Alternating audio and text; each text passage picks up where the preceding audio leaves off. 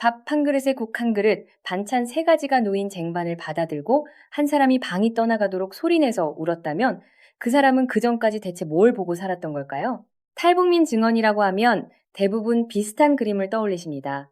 굶주림, 국경, 목숨을 건 탈출, 공개 처형 같은 장면들이죠. 그런데 대한민국에 정착한 지 15년 차가 된 한 분이 카메라 앞에서 가장 길게, 가장 자세하게 말한 건 그런 게 아니었습니다. 시골이었어요. 정확히는 마을 제일 안쪽, 혼자 사는 할머니 집 앞까지 깔려있던 아스팔트였습니다. 여기서 질문 두 개를 먼저 던지겠습니다. 왜 하필 시골이었을까요? 그리고 왜 이분은 친척도 없고 아는 사람도 없는 농촌을 일부러 차를 몰고 찾아갔을까요? 이유는 이렇습니다. 북한에는 보여주기 위한 도시가 따로 있습니다. 평양 대로변, 외국인이 지나가는 거리, 카메라가 들어가는 구역은 관리가 됩니다. 그런데 그 뒷골목으로 한 발만 들어가면 완전히 다른 나라가 나옵니다. 먹을 게 없어서 다들 비틀비틀하는 세계가 거기 있어요. 그래서 이분은 대한민국도 똑같은 구조일 거라고 의심한 겁니다. 서울 강남만 보고 판단하면 속는 거라고 본 거죠. 그래서 뒷골목을 확인하러 갔습니다. 이건 감상 여행이 아니었어요. 15년에 걸쳐서 본인이 직접 설계한 체제 검증이었습니다. 오늘 이 이야기를 세 층으로 내려가 보겠습니다. 첫째, 이분이 실제로 뭘 봤는지, 둘째, 왜 그렇게 보였는지, 두 체제의 갈림길이 정확히 어디였는지, 셋째, 그 시선이 지금 우리한테 되돌려 던지는 질문이 뭔지. 먼저 하나 정리하고 가겠습니다. 이건 단순한 정착 소감이 아닙니다. 한 사람이 15년 동안 직접 운전대를 잡고 전국을 돌면서 쓴 체제 비교 보고서예요. 그리고 이 보고서에는 우리가 잘 안 쓰는 측정 도구가 하나 들어 있습니다. 뒷골목입니다. 북한 관련 방송은 사실상 두 군데만 비춥니다. 평양 아니면 국경이에요. 대한민국 시골 골목 끝 할머니 집 수도꼭지를 기준으로 남북을 비교한 분석. 최근에 보신 적 있으십니까?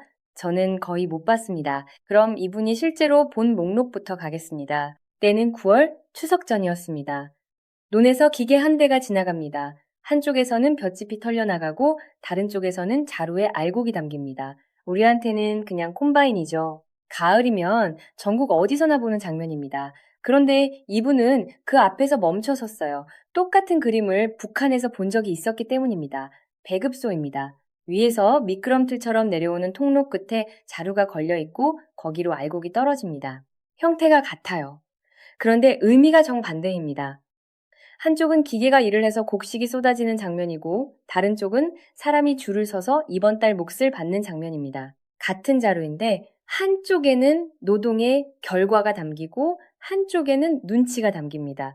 그래서 이분 입에서 나온 말이 이거였어요. 기계가 다 일을 하는구나. 두 번째로 놀란 건 기계 숫자였습니다. 이름도 모를 기계가 한 집에 여러 대씩 서 있더라는 겁니다. 표현이 재미있어요. 북한 기준으로 보면 저 한 집이 운수직장 하나라는 겁니다. 아니, 농사철에 한 대 빌려서 며칠 돌리면 되는 거 아닌가 싶은데 집집마다 다 갖고 있더라는 거죠. 세 번째가 도로였습니다. 강원도로 올라가던 옛 산길이 몇 년 사이에 사라지고 터널로 바뀌어 있었고 부산 쪽으로 내려가는 길에서는 터널을 거의 못 봤다고 합니다. 그런데 이분이 진짜로 놀란 건 고속도로가 아니었어요. 골목이었습니다. 큰 장비가 들어갈 수도 없는 좁은 골목, 마을에서 제일 안쪽에 있는 할머니 집 앞까지 포장이 되어 있더라는 겁니다. 그래서 혼자 추리를 시작합니다. 자갈을 깔고 아스팔트를 녹여서 밀어야 도로가 되는데 저 좁은 데는 대체 무슨 장비로 깔았을까? 한참 생각하다가 결론을 냅니다. 작은 기계가 따로 있구나. 이 대목이 저는 제일 인상 깊었습니다. 이분한테는 골목 포장이 자연현상이 아니라 반드시 설명이 필요한 사건이었던 거예요. 그리고 이 골목 포장이라는 게 사실 미관 문제가 아닙니다. 구급차가 들어갈 수 있느냐의 문제예요. 비가 오면 흙길이 진창이 되고 그러면 그 집 노인이 병원까지 가는 시간이 2배로 늘어납니다. 겨울에 눈이라도 쌓이면 아예 못 나옵니다. 우리가 시골 골목까지 아스팔트를 깐 건 보기 좋으라고 깐 게 아닙니다. 마을 제일 안쪽 집까지 구급차와 택배차와 이동검진 차량이 들어가게 하려고 깐 거예요. 도로는 길이 아니라 접근권입니다. 그러니까 이분이 그 골목 앞에서 멈춰선 건 아스팔트를 본 게 아니라 저 집 할머니가 새벽에 쓰러지면 무슨 일이 벌어지는지를 본 겁니다. 네 번째는 물입니다. 북한 시골에서 수도라는 단어는 거의 쓰지 않습니다. 펌프고 두레박이고 어딘가에서 길어오는 겁니다. 북한 시골에서 수도라는 말은 상수도가 아니라 펌프 앞에 늘어선 줄 이름에 가깝습니다. 그런데 여기는 마당 안쪽까지 관이 들어와 있고 찬물만 나오는 게 아니라 더운 물이 같이 나옵니다. 그리고 이분을 결정적으로 무너뜨린 장면이 나옵니다. 앞집에 잠깐 다녀온 할머니가 들어와서 샤워를 하고 꽃무늬 옷을 갈아입고 나오는 겁니다. 먼지 하나 묻을 일이 없는 동네인데도 그렇게 합니다. 이분이 그걸 보면서 뭐라고 했느냐면 이 시골 어르신들이 평양 중앙당 간부보다 낫다고 했습니다. 다섯 번째는 손에 들린 물건이었습니다. 마을회관 앞에 앉은 어르신들이 손을 부들부들 떨면서도 전화를 걸어서 아들 이름, 딸 이름을 부릅니다. 북한에서는 노인이 전화기를 들고 있는 장면 자체가 거의 없습니다. 통신은 비용이고 그 비용을 노인한테 쓰는 순서는 끝까지 오지 않으니까요. 그런데 여기서는 마을에서 제일 나이 많은 사람이 제일 자주 전화를 겁니다. 이분은 그 장면을 한참 서서 봤다고 했어요. 여기서 이상한 지점이 하나 나옵니다. 이분이 부러워한 대상이 대한민국 부자가 아니었어요. 강남 아파트도 아니고 대기업도 아니고 마을에서 제일 안쪽 집에 혼자 사는 노인이었습니다. 왜 하필 거기였을까요? 이쯤에서 다들 답을 하나쯤 갖고 계실 겁니다. 남북 경제력 차이가 몇십 배인데 당연한 거 아니냐. 잘 사는 나라, 시골이 못 사는 나라, 도시보다 나은 건 상식 아니냐. 맞습니다. 여기서 정리하고 끝내도 이야기는 성립해요. 그런데 이분이 논란 목록을 다시 한번 보세요. 콤바인 골목 끝 포장도로, 마당까지 들어온 상수도, 더운 물, 그리고 잠시 뒤에 나올 건강검진 문자. 이 중에 개인이 돈으로 사는 물건이 몇 개나 됩니까? 아니, 돈이 아무리 많아도 자기 집 앞 골목에 혼자 아스팔트를 깔지는 못합니다. 상수도관을 혼자 마을까지 끌어올 수도 없어요. 이건 부자와 빈자의 문제가 아니라 국가가 깔았느냐 안 깔았느냐의 문제입니다. 숫자로 확인해 보겠습니다. 기후에너지환경부가 공개한 2024년 상수도 통계를 보면 전국 상수도 보급률이 99.5%입니다. 도시를 빼고면 지역만 따로 떼어내도 96.5%예요. 2015년에는 92.3%였습니다. 10년 동안 도시가 아니라면 단위에서 계속 올라온 겁니다. 이건 경제성장의 자동 결과가 아닙니다. 돈이 안 되는 곳에도 관을 묻겠다고 누군가 결정을 내려야 나오는 숫자예요. 그러니까 질문 자체가 바뀝니다. 북한은 왜 그걸 안 깔았을까요? 못 간 걸까요? 안 깐 걸까요? 여기서부터 이야기의 성격이 달라집니다. 자원이라는 건 어디로든 갑니다. 사라지지 않아요. 문제는 어디로 보내기로 결정했느냐입니다. 북한은 지난 30년 동안 국가 자원의 상당 부분을 핵과 미사일 쪽에 집중해 왔습니다. 이건 우리 쪽 추정이 아니라 그쪽 정권이 스스로 최대 성과라고 발표해 온 내용이에요.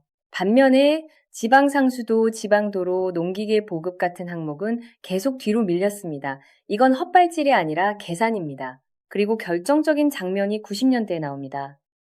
이른바 고난의 행군을 지나면서 배급제가 사실상 무너집니다. 그런데 여기서 이상한 일이 벌어져요. 국가가 먹여 살리는 기능은 내려놨는데 이동하고 장사하고 정보를 주고받는 건 계속 통제합니다. 책임은 놓고 통제는 쥔 구조입니다. 주민 입장에서는 알아서 살아남으라는 말을 들으면서 동시에 알아서 살아남는 방법은 단속당하는 상황에 놓인 거예요. 그리고 배급이라는 제도 자체를 한번 뜯어볼 필요가 있습니다. 배급은 모두에게 똑같이 나눠주는 제도가 아니었어요. 어느 직장에 속해 있는지, 어느 지역에 사는지, 집안이 어떻게 분류되어 있는지에 따라 양도 다르고 순서도 달랐습니다. 그러니까 자루 앞에 늘어선 그 줄은 그냥 줄이 아니라 신분표였던 겁니다. 앞에서 콤바인 자루와 배급소 자루가 형태는 같은데 의미는 정반대라고 말씀드렸죠. 정확히 여기가 갈림길입니다. 한쪽은 국가가 인프라를 깔아놓고 사람들이 알아서 벌어먹게 만들었고 다른 쪽은 인프라 대신 줄을 만들어 놓고 그 줄의 순서를 손에 쥐고 있었던 겁니다. 이 구조에서 제일 먼저 무너지는 계층이 누구겠습니까? 이분 증언이 정확합니다. 북한에서 제일 불쌍한 게 노인이라고 했어요. 이유가 분명합니다. 장마당이 생겨도 거기 나가서 하루 종일 앉아 버틸 체력이 있는 사람만 벌 수 있기 때문입니다.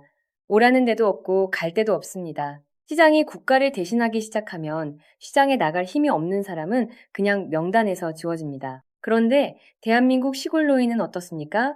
국가건강검진 대상이 되면 문자가 옵니다. 잊고 넘기면 또 옵니다. 피 뽑고 몸무게 재고, 당 수치 보고, 콜레스테롤 보고, 결과가 이상하면 다시 오라고 연락이 갑니다. 이분이 이 대목에서 뭐라고 했는지 아십니까? 고맙다고 했습니다. 검진 안내, 문자 한 통이 고맙다는 거예요.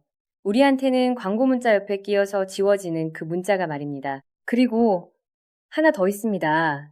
시골 어르신들이 자식들한테 보내는 짐이에요.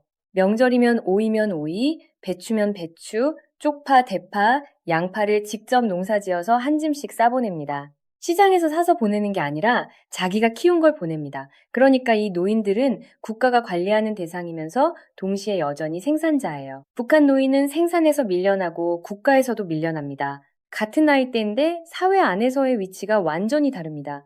이제 이 이야기에서 가장 아픈 대목으로 가겠습니다. 목욕입니다.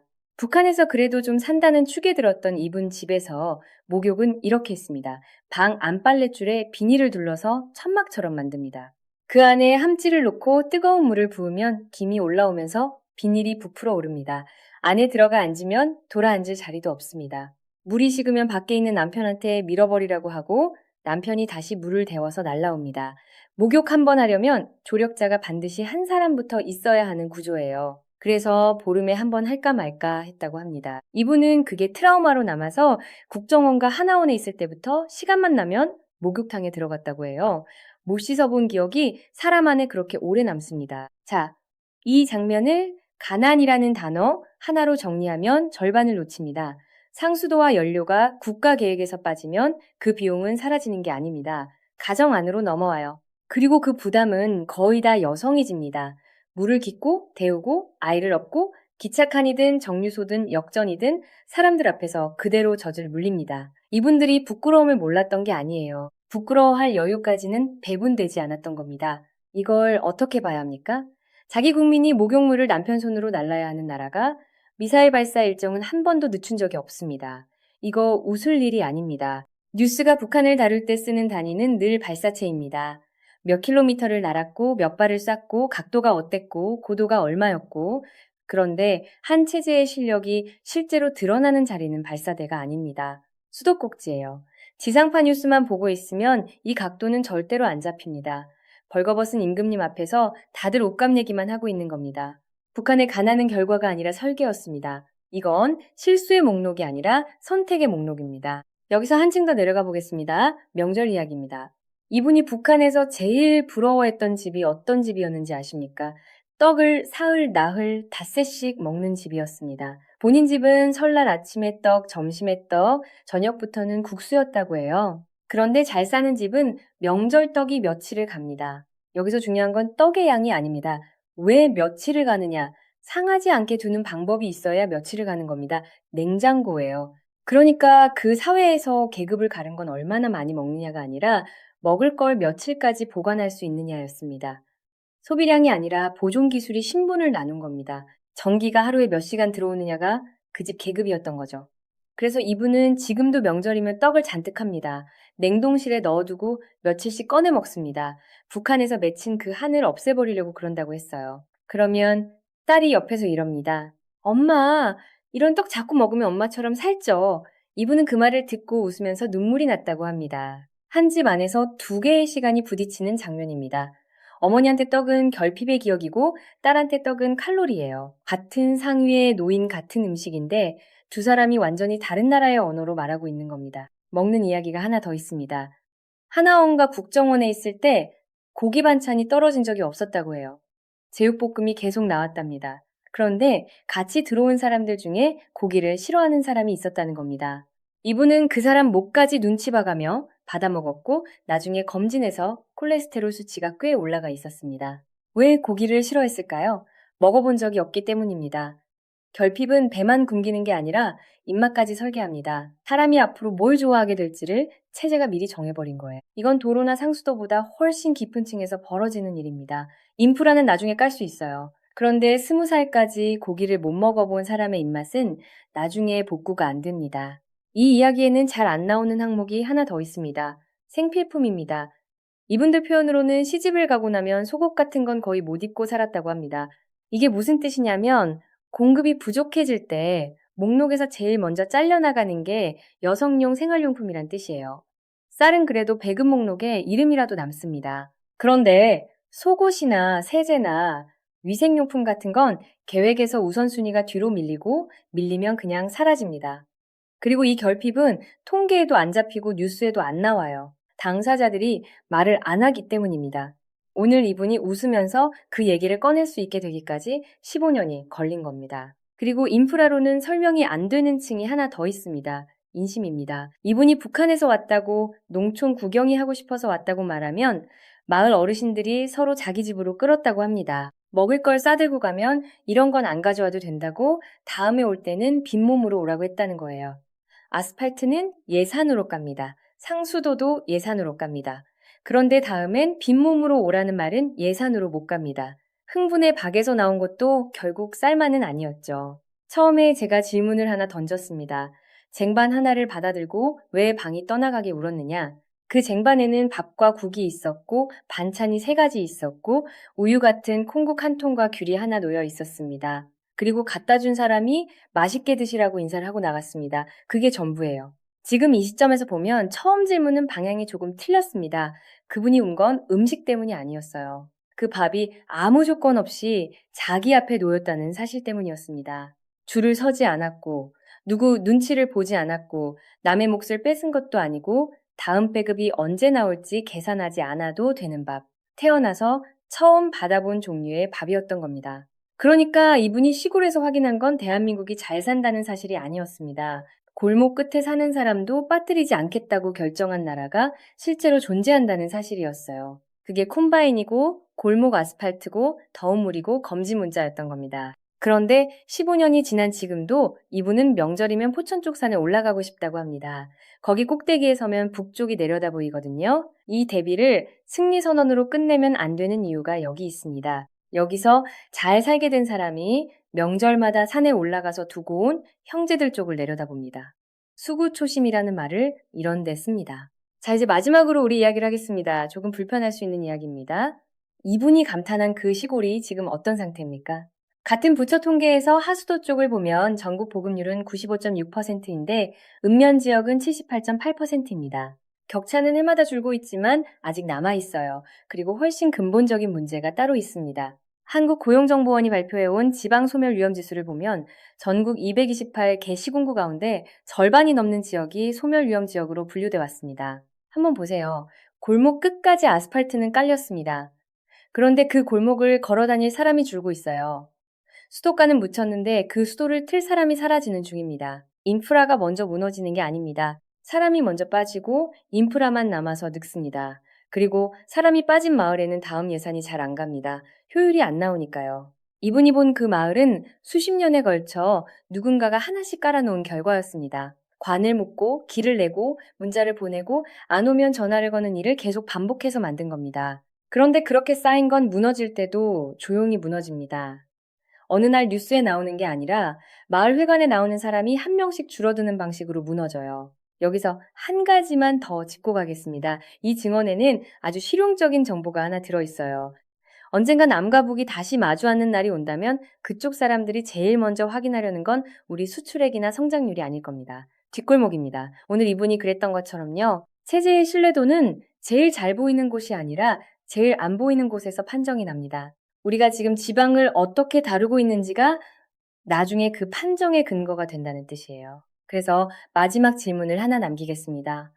탈북민 한 분이 15년 전에 그렇게 부러워했던 그 마을이 앞으로 15년 뒤에도 남아있을까요? 우리가 만든 시스템이라는 건 맞습니다. 그런데 지키고 있는 것도 우리가 맞습니까? 이 흐름이 어디로 가는지 계속 같이 짚어보고 싶으시면 구독과 알림 설정 부탁드립니다. 이 분석이 도움이 되셨다면 좋아요도 함께 눌러주십시오.